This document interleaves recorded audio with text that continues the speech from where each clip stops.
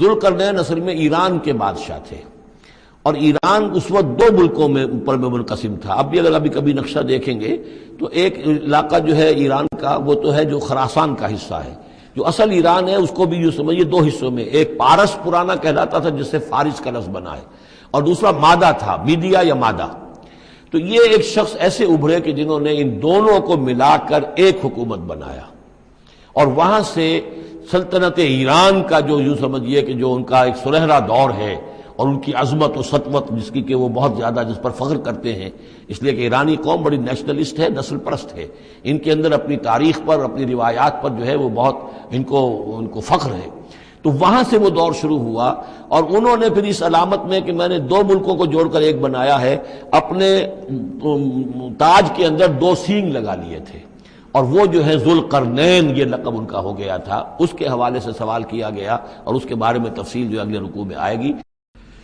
اعوذ باللہ من الشیطان الرجیم، بسم اللہ الرحمن الرحیم۔ وَيَسْأَلُونَكَ عَنْ ذِي الْقَرْنَيْنِ قُلْ سَأَتْلُو عَلَيْكُم مِّنْهُ ذِكْرًا۔ صدق اللہ العظیم۔ ذوالقرنین کے بارے میں آپ کو بتا چکا ہوں کہ ان کا نام تاریخ میں جو مشہور ہے وہ کیخسرو یا سائرس، اور انہی سے اصل میں ایران کی عظمت کے دور کا آغاز ہوا تھا۔ چنانچہ تقریباً میں سمجھتا ہوں کہ شاید 25-30 سال پہلے کی بات ہے، جب شہنشاہ ایران اس وقت جب کہ ان کی بادشاہت جو ہے وہ بڑے عروج پر تھی، انہوں نے 2500 سالہ برسی منائی تھی انہی کیخسرو کی، سائرس کی۔ ان کی قبر جو ہے مقبرہ وہ دریافت ہو گیا تھا، اور وہاں پر ان کا ایک مجسمہ بھی دریافت ہوا تھا کھدائی پر۔ اس مجسمے میں وہ دو لگے ہوئے تھے سینگ بھی۔ اس موضوع پر سب سے پہلے مولانا ابوالکلام آزاد مرحوم نے، جو اپنی ترجمان القرآن کے نام سے انہوں نے مختصر ترجمہ اور تفسیر لکھی ہے، اس میں بڑے تفصیلی نوٹس لکھے ہیں۔ سب سے پہلے اہل علم کے حلقے میں ان کے بارے میں جو معلومات ہیں وہ ان کے ذریعے سے آئی ہیں، اب یہ تقریباً یونیورسلی ایکسیپٹڈ ہے۔ پھر سوال پیدا ہوتا ہے کہ ان سے کیا دلچسپی یہود کو تھی، تو وہ بھی سمجھ لیجئے کہ نبوکدنضر نے 587 قبل مسیح میں حملہ کیا تھا فلسطین پر، اور نبوکدنضر عراق کا بادشاہ تھا۔ اس مڈل ایسٹ کو ذہن میں رکھیے کہ میڈیٹرینین کے بالکل ساتھ ہے ملک شام، اور شام ہی کا ایک علاقہ فلسطین ہے۔ اس وقت جو ہے یہ فلسطین اور اسرائیل اور شرق اردن اور ویسٹ بینک اور لبنان، یہ سب مل کر جو ملک بنتے ہیں، در حقیقت یہ شام عرب ہے، یہ شام ہے۔ پھر اس کے مشرق میں یہ عراق عرب یا عراق ہے، اور اس کے مشرق میں پھر ایران ہے۔ تو عراق کا بادشاہ تھا جس نے حملہ کیا تھا یروشلم پر، تباہ و برباد کیا، اور ان کو قیدی بنا کر لے گیا۔ کیپٹیوٹی کا دور ان کا تقریباً 150 برس کا ہے۔ لیکن اس عرصے میں ایران میں یہ شخصیت ابھری کیخسرو کی یا سائرس کی۔ اس نے پھر فتوحات کا دائرہ شروع کیا، تو سب سے پہلے عراق کو فتح کیا، بیبیلونیا کو، اور یہاں پر جو یہ اسیر تھے یہودی، ان کو اجازت دے دی کہ تم واپس جاؤ، اپنا یروشلم آزاد کرو، اپنے جا کر آباد کر لو دوبارہ۔ تو گویا کہ یہ محسن ہیں ان کے، ذوالقرنین جو ہے ان کے محسن ہیں، جن کی وجہ سے کہ جن کے ذریعے سے اللہ تعالیٰ نے انہیں بیبیلونیا یعنی عراق کی کیپٹیوٹی جو ان کی اسارت کا دور تھا اس کو ختم کیا، آزادی ملی، اور پھر یہ واپس آئے۔ حضرت عزیر علیہ السلام کے ساتھ قافلہ آیا ہے، اور وہ تقریباً پھر انہوں نے آ کر یہاں اثر نو اس شہر کو بھی آباد کیا، اور ہیکل جو ہے حضرت سلیمان علیہ السلام کا بنایا ہوا جو وہ عبادت خانہ تھا اس کو دوبارہ تعمیر کیا۔ اس اعتبار سے ذوالقرنین جو ہے وہ ان کی تاریخ میں ایک معروف شخصیت ہے۔ تاریخ سے معلوم ہوتا ہے کہ انہوں نے پھر ایران کی پہلی حکومت کو کنسولیڈیٹ کر کے پارس اور مادہ کو ملا کر ایک سلطنت ایران بنائی۔ پھر ان کی فتوحات کے 3 دائرے ہیں۔ مغرب کی طرف میڈیٹرینین تک پورا علاقہ فتح کر لیا، مشرق میں پھر یہ ہمارا جو مکران تک کا علاقہ ہے، یہ سارا کا سارا علاقہ ایران کے ساتھ ہی ملتا ہوا ہے، بلوچستان، مکران، یہ پورا علاقہ انہیں فتح کیا۔ ایک مہم ان کی شمال کی طرف گئی، بحیرہ کیسپین جو ہے، اور ادھر سے جو وہ بلیک سی ہے، بحیرہ اسود، ان دونوں کے درمیان جو پہاڑی سلسلے ہیں، یہ شمال کی طرف جو ہے تیسری مہم گئی۔ جیسے کہ حضرت عمر رضی اللہ تعالیٰ عنہ کے عہد میں بھی 3 لشکر نکلے تھے مسلمانوں کے جزیرہ نما عرب سے۔ ایک لشکر شام سے ہوتا ہوا پھر مصر کی طرف گیا ہے، ایک لشکر عراق سے ہوتا ہوا ایران کی طرف گیا ہے، اور ایک لشکر سیدھا شمال کی طرف گیا ہے اور کوہ کاف تک جو ہے جس کو کوکیشیا کہتے ہیں وہاں تک کی فتوحات حاصل کی مسلمانوں نے۔ تو تقریباً یہی سمجھیے کہ ایک بلو پرنٹ تھا جو کہ یعنی ہمارے اس دور خلافت راشدہ سے یہ سمجھیے کہ لگ بھگ کوئی 2000 سال قبل جو ہے یہ واقعہ پیش آیا ہے، یا بلکہ اس سے کم، کوئی 1500 سال قبل یہ واقعہ پیش آیا ہے، اور یہ ذوالقرنین جو ہے یہ یہاں پر ایک بڑی عظیم سلطنت کے بانی بنے، لیکن نیک آدمی تھے۔ اور معلوم یہ ہوتا ہے کہ یہ اصل میں جو کہانیاں ہیں یہ ان کے داستانیں ہیں کہ ان کو قتل کیا جانا تھا، یہ کہیں شہزادے تھے کسی چھوٹی سی مملکت کے، اور وہاں سے ان کو کسی نے بچایا کسی طریقے سے، اور پھر یہ صحرا میں رہے روپوش، اور وہاں کسی نبی کی تعلیم سے ان کو آشنائی ہوئی ہے۔ ہو سکتا ہے کوئی اسرائیلی نبی ہی کی تعلیم ہو، یہ بھی ہو سکتا ہے کہ زرتشت جو ہیں وہ بھی کوئی اللہ کے نبی ہوں اور ان کی تعلیم ان تک پہنچی ہو، لیکن خود ان کا کردار جو قرآن پیش کر رہا ہے وہ بہت ایک نیک مومن صالح ایک بندہ مومن اس کا کردار ہے۔ یہ کردار جو ہے کسی بھی درجے میں 1% بھی جو ہے وہ کسی اور دوسرے فاتح پر یا کسی اور حکمران کے اوپر جنہیں بھی ہم جانتے ہیں تاریخی اعتبار سے ان پر منطبق نہیں ہوتا، یہ انہی کی شخصیت ہے۔ وَيَسْأَلُونَكَ عَنِ ذِي الْقَرْنَيْنِ، اور اے نبی آپ سے پوچھ رہے ہیں ذوالقرنین کے بارے میں، قُلْ سَأَتْلُو عَلَيْكُم مِّنْهُ ذِكْرًا، ان سے کہیے میں ان قریب تمہیں اس کے بارے میں کچھ حالات بتاتا ہوں۔ اِنَّا مَكَّنَّا لَهُ فِي الْأَرْضِ، ہم نے اسے زمین میں بڑا تمکن عطا کیا تھا، غلبہ عطا کیا تھا، وَآتَيْنَاهُ مِن كُلِّ شَيْءٍ سَبَبًا، اور ہم نے اسے ہر طرح کا ساز و سامان، وسائل و ذرائع، تمام اسباب جو ہیں فراہم کر دیے تھے۔ فَأَتْبَعَ سَبَبًا، تو انہوں نے پھر ایک مہم تیار کی، یعنی ایک فتوحات کا دائرہ مغرب کی طرف، حتیٰ اذا بلغ مغرب الشمس، یہاں تک کہ جب وہ سورج کے غروب ہونے کی جگہ تک پہنچ گئے۔ اب یہ پرانے زمانے میں ظاہر بات ہے کہ پورا اس سے زیادہ نقشہ تو لوگوں کو معلوم بھی نہیں تھا، جب میڈیٹرینین کے ساحل پر پہنچ گئے تو معلوم ہوا آگے تو سمندر ہے،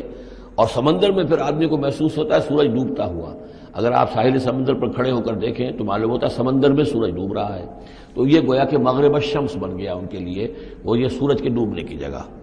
حتیٰ اذا بلغ مغرب الشمس، جب وہ پہنچ گئے سورج کے غروب ہونے کی جگہ، وجدہا تغرب فی عین حمیۃ، تو انہوں نے دیکھا اسے ڈوبتے ہوئے، وہ ڈوب رہا ہے ایک بڑے گدلے سے سمندر کے اندر۔ وہ جو وہاں کا سمندر ہے بڑا گدلا سا ہے، یہ ایجین سی وغیرہ جو کہلاتے ہیں یہ بہت گدلے سے پانی کے ہیں۔ ووجد عندہا قوما، اور وہاں انہوں نے ایک قوم کو پایا مراد یہ کہ اس قوم پر انہیں فتح ہوئی، جنگ ہوئی، انہوں نے ان کو شکست دی، اور وہ قوم گویا کہ اب ان کے رحم و کرم پر ان کی گویا کہ وہ محکوم ہو گئی۔ قلنا یا ذوالقرنین، ہم نے کہا ذوالقرنین سے، اب یا تو یہ کہ یہ شاید نبی ہوں واللہ عالم، تو اللہ تعالیٰ کا اس طریقے سے براہ راست ان کو وحی کرنا، لیکن غیر نبی کو بھی اللہ تعالیٰ الہام کے ذریعے سے، جیسا کہ ہم نے دیکھا کہ وہ تو شہد کی مکھی کو بھی لفظ وحی آیا ہے، تو یہاں آیا ہم نے کہا اے قرنین، اور یہ بھی ہو سکتا ہے یہ صورتحال کی تعبیر ہو کہ گویا کہ وہ حالات زبان حال سے یہ کہہ رہے تھے۔ قلنا یا ذوالقرنین اما ان تعذب و اما ان تتخذ فیہم حسنا، کہ یا اے ذوالقرنین تمہیں اب پورا اختیار ہے، چاہو تو یہ جو مفتوح قوم ہے تمہاری اسے تم سزا دو، عذاب دو، ستاؤ انہیں، یا یہ کہ تم ان کے اندر اچھی روش اختیار کرو، ان کے ساتھ حسن سلوک کرو۔ قال، انہوں نے کہا اما من ظلم، جو کوئی ظالم ہے، بے انصاف ہے، ہو سکتا ہے اس سے مراد کفر اور شرک بھی ہو، فسوف نعذبہ ثم یرد الی ربہ فیعذبہ عذابا نکرا، تو اسے تو ہم عذاب دیں گے، سزا دیں گے، اور پھر وہ لوٹایا جائے گا اپنے رب کی طرف، پھر اس کا رب اس کو عذاب دے گا جو اصل عذاب ہے، برا عذاب، سخت عذاب۔ واما من آمن وعمل صالحا، اور جو لوگ ایمان لائیں گے اور یقین کریں گے حقائق پر، اللہ کو مانیں گے، وعمل صالحا، اور نیک عمل کریں گے، فلہ جزاء الحسنی، تو اس کو ہم اچھا بدلہ بھی دیں گے، وسنقول لہ من امرنا یسرا، اور اس سے ہم اپنے معاملے میں بھی نرم بات کریں گے، یعنی یہ کہ ان سے ٹیکس اگر لینے ہیں تو نرمی کے ساتھ لیں گے، جو مفتوحہ ممالک کے ساتھ معاملہ ہوتا ہے تو ہم ان کے ساتھ نرمی کا سلوک کریں گے جو ایمان لے آئیں گے۔ ثم اتبع سبابا، مغرب کی طرف سے فارغ ہو کر پھر اب یہ مشرق کی طرف گئے، پھر انہوں نے ایک اور مہم کا بندوبست کیا، حتیٰ اذا بلغ مطلع الشمس، یہاں تک کہ جب وہ سورج کے طلوع ہونے کی جگہ تک پہنچ گئے۔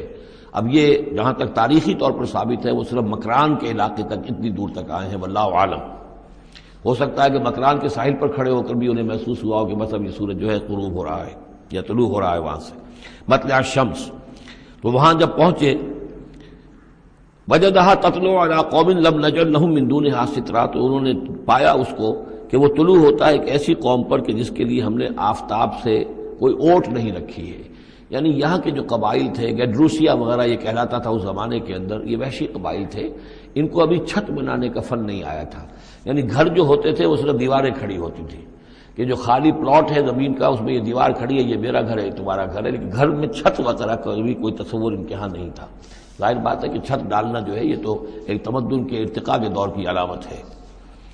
تو وہ بغیر کسی سورج کے سائے کے وہ اپنی زندگی گزارتے تھے. کذالک،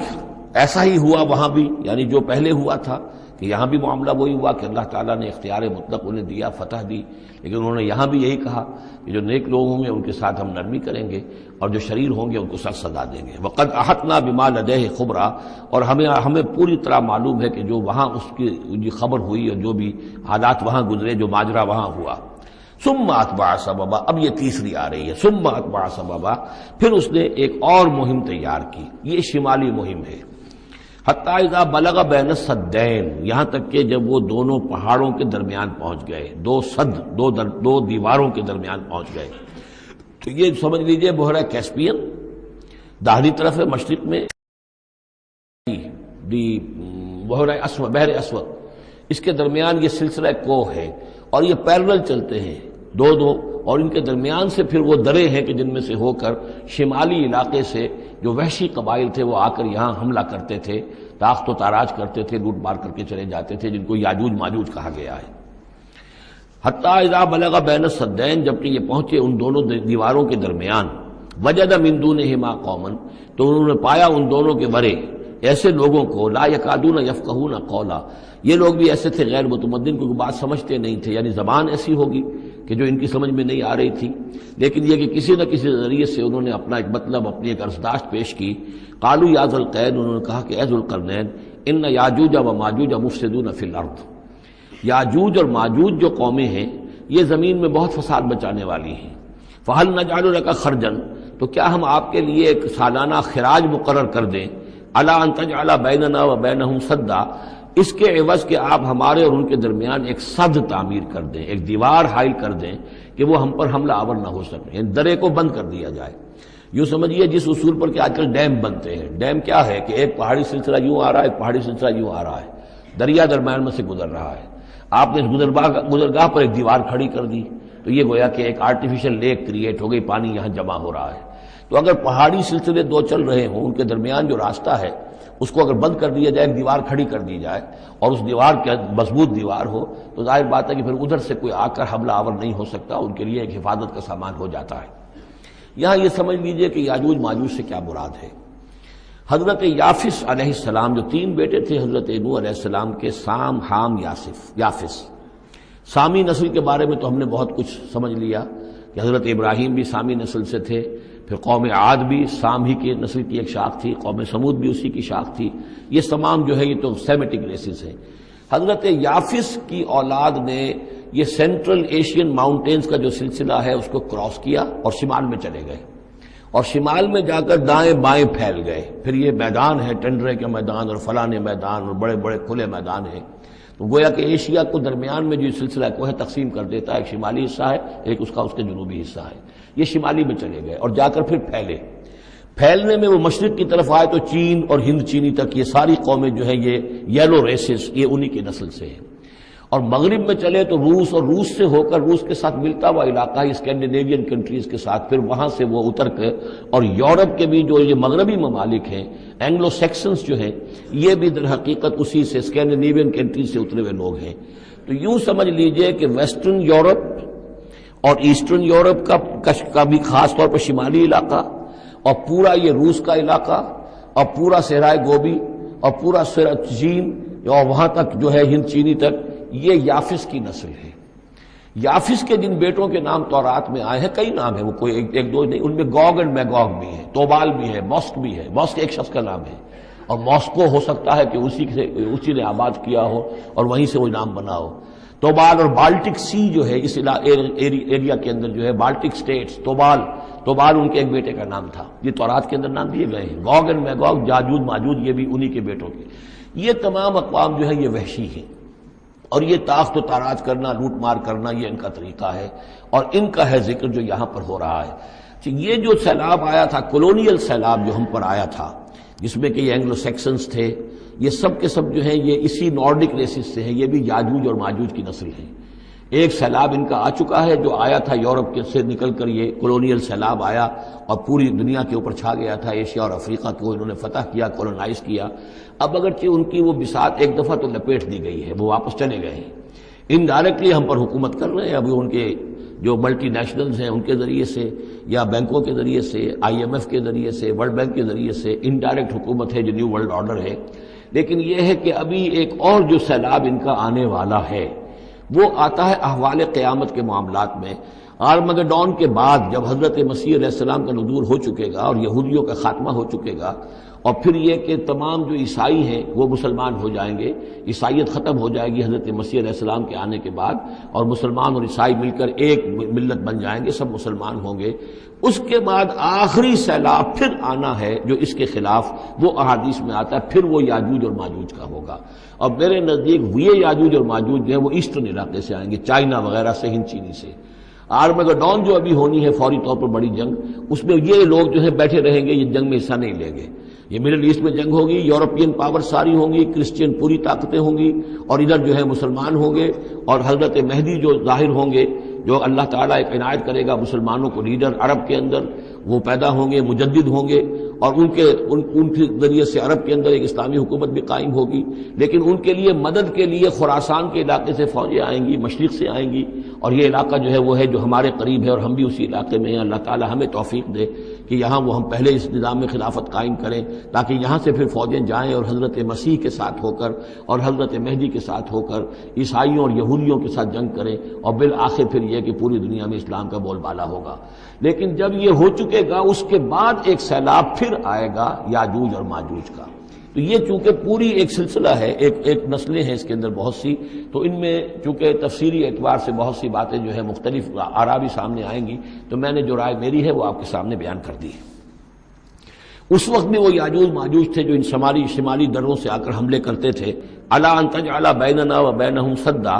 تو کیا ہم آپ کے لیے ایک سالانہ خراج طے کر دیں تاکہ آپ ہمارے لیے یہاں ایک سد تعمیر کر دیں، ایک بند باندھ دیں یہاں پر۔ قال ما مکنی فیہ ربی خیر، اب دیکھیے ان کا کردار، ان کا مجھے جو کچھ میرے رب نے دے رکھا ہے، دولت دے رکھی ہے، مال دے رکھا ہے، وہ بہت بہتر ہے اس سے کہ جو تم مجھے پیش کر رہے ہیں، مجھے خراج کی ضرورت نہیں ہے۔ ہاں تمہاری ایک ضرورت ہے، میں وہ پوری کر دیتا ہوں۔ فاعینونی بقوت، مجھے مین پاور فراہم کرو، باقی ساری سامان جو ہے میں فراہم کر لوں گا، لیکن بہرحال اس کو بنانے کے لیے، دیوار بنانے کے لیے اور دونوں پہاڑوں کے درمیان اتنی بڑی جو سد تعمیر کرنے کے لیے جو مین پاور چاہیے، اعینونی بقوت، تو محنت کے ذریعے سے، مین پاور کے ذریعے سے میری مدد کرو۔ اجعل بینکم و بینہم ردما، میں ان کے اور تمہارے درمیان ایک موٹی دیوار بنا دوں گا۔ آتونی زبر الحدید، لاؤ میرے پاس تختے لوہے کے۔ حتی اذا ساوا بین الصدفین، یہاں تک کہ جب دونوں جو اونچانے تھیں اس کے درمیان کا پورا علاقہ پر ہو گیا، بھر گیا، وہ لوہے کے تختے جو ہیں اس کے اندر بھرے جا رہے ہیں۔ حتی اذا ساوا، برابر کر دیا دونوں پھانکوں تک پہاڑ کی، قال انفخوا، اب ان کا کہ آگ جلاؤ اس کے نیچے، وہ دہکا دی بھٹی جس سے کہ اب وہ لوہا گرم ہوا اور لوہے کی تختے جو ہیں وہ گرم ہو گئے۔ حتی اذا جعلہ نارا، جبکہ وہ سارے کے سارے لوہے کے جو تپ گئے خود اور سرخ ہو گئے۔ قال آتونی افرغ علیہ قطرہ، تو کہا لاؤ میرے پاس پگھلا ہوا تانبا کہ میں اس کے اوپر انڈھیل دوں۔ تو اس طریقے سے گرین فورس کنکریٹ سے بھی 10 گنا سمجھیے مضبوط شے انہوں نے بنا دی کہ اس میں لوہا اور پھر لوہا سیسا یا تانبا پلایا ہوا، تو اس طریقے سے ایک بڑی مضبوط دیوار قائم کر دی۔ اس دیوار کے جو آثار اب بھی موجود ہیں، دیوار تو موجود نہیں ہے، یہ داریال اور دربند کے درمیان یہ کشادہ راستہ ہے اب بھی، یہ ویسٹ کوسٹ جو ہے کیسپین کا، اس کے ساتھ اس کی لمبائی 50 میل اور اس کی اونچائی 29 فٹ اور 10 فٹ چوڑی یہ دیوار تھی جو اس وقت بنی ہے۔ یعنی جس طریقے سے کہ بنتے ہیں بڑے بڑے بند، ان سے بھی بڑی یہ تھی سد تعبیر کی گئی۔ السد العالی کہلاتا ہے اسوان ڈیم جو ہے، جو مصریوں نے بنایا تھا، بہت بڑا ڈیم، السد العالی، اونچی دیوار۔ تو ہمارے ہاں یہ تربیلا اور منگلا یہ سب کیا ہے، یہ اسی طرح کے ڈیم ہیں کہ پہاڑی سلسلے آ رہے ہیں، دریا جا رہا تھا، وہاں آپ نے دیوار کھڑی کر دی، پانی رک گیا اور وہ جھیل بن گئی۔ فمستطاعوا ان یظہروہ، تو انہوں نے کہا کہ اب یہ لوگ نہ تو یہ اس کے اوپر سے آ سکیں گے، اس کو نہ چڑھ سکیں گے، ومستطاعوا لہ نقبا، نہ اس میں کوئی سوراخ لگا سکیں گے، نقب لگا سکیں گے۔ قال ھذا رحمۃ من ربی، یہ سب اتنا بڑا کارنامہ کر کے بھی انہوں نے کہا یہ سب رحمت ہے میرے رب کی طرف سے، میرا کوئی کمال نہیں، یہ سب اللہ کی طرف سے ہے۔ فَإِذَا جَاءَ وَعْدُ رَبِّي، اور جب میرے رب کا وعدہ آئے گا، جَعَلَهُ دَكَّا، وہ اس پوری دیوار کو جو ہے ریزہ ریزہ کر دے گا، ختم ہو جائے گی دیوار۔ اب وہ دیوار وہاں موجود نہیں ہے، وہ ختم ہو چکی ہے امتداد زمانہ سے، اب اس کے کوئی آثار باقی نہیں رہے، بس آثار معلوم ہو جاتے ہیں کہ یہاں وہ دیوار ہوتی تھی، جس سے یہ میں نے ڈائمنشنز آپ کو دیے ہیں۔ وَكَانَ وَعْدُ رَبِّي حَقًّا، اور میرے رب کا وعدہ جو ہے وہ حق ہے، سچ ہے، پورا ہو کر رہے گا۔ وَتَرَكْنَا بَعْضَهُمْ يَوْمَئِذٍ يَمُوجُ فِي بَعْضٍ، اب جب یہ وقت آئے گا اللہ تعالیٰ کا قیامت کا وقت، تو ہم چھوڑ دیں گے اس روز ان کو، یہ ایک دوسرے میں گتھم گتھا ہو جائیں گے۔ یہ جو کچھ ہونے والا ہے قرب قیامت سے پہلے، جس قسم کے لشکر آنے ہیں اور جیسی جنگیں ہونی ہیں، اور یہ جو یاجوج ماجوج جب آئیں گے تو آتا ہے احادیث کے اندر کہ پورے دریا اور پورے سمندر پی جائیں گے، ہر چیز کھا جائیں گے، اور یہ معلوم ہوتا ہے کہ یہ چینیوں کے ہاں تو خاص طور پر سانپ بچھو جو شے ہو، کتا بلی، ہر شے چٹ کر جاتے، کوئی شے نہیں چھوڑتے۔ اور میں سمجھتا ہوں کہ شاید آدم خور بھی ہو یہ کہ کسی وقت میں جب ان کو ضرورت پڑے تو آدمی کو بھی کھا جائیں، جو کتے کو، بلی کو، سانپ کو، بچھو کو، ہر چیز کو کھا جاتے۔ تو ان لوگوں کا معاملہ جو ہے واقعتاً یہ جب ابھی تو ذرا رکے ہوئے ہیں، کنٹینڈ ہیں ایک طرح سے، لیکن ایک وقت میں ان کا بند کھلے گا، اور چونکہ پھر یہ جو ہے تمام چاروں طرف ان کے پہاڑ ہیں، ہر پہاڑ کی اونچائی پر سے من کل حدب ینسلون، نیچے اترتے ہوئے نظر آئیں گے۔ اور یہ نقشہ بعین ہی اسی طرح اخبارات میں آیا تھا جب 62 میں وار ہوئی ہے نیفا میں، جو ہندوستان کا مشرقی جو علاقہ تھا جہاں کے چین اور بھارت کی جنگ ہوئی ہے، تو اس کے الفاظ جو اخبارات میں آئے تھے، waves after waves of Chinese soldiers were coming down the slopes,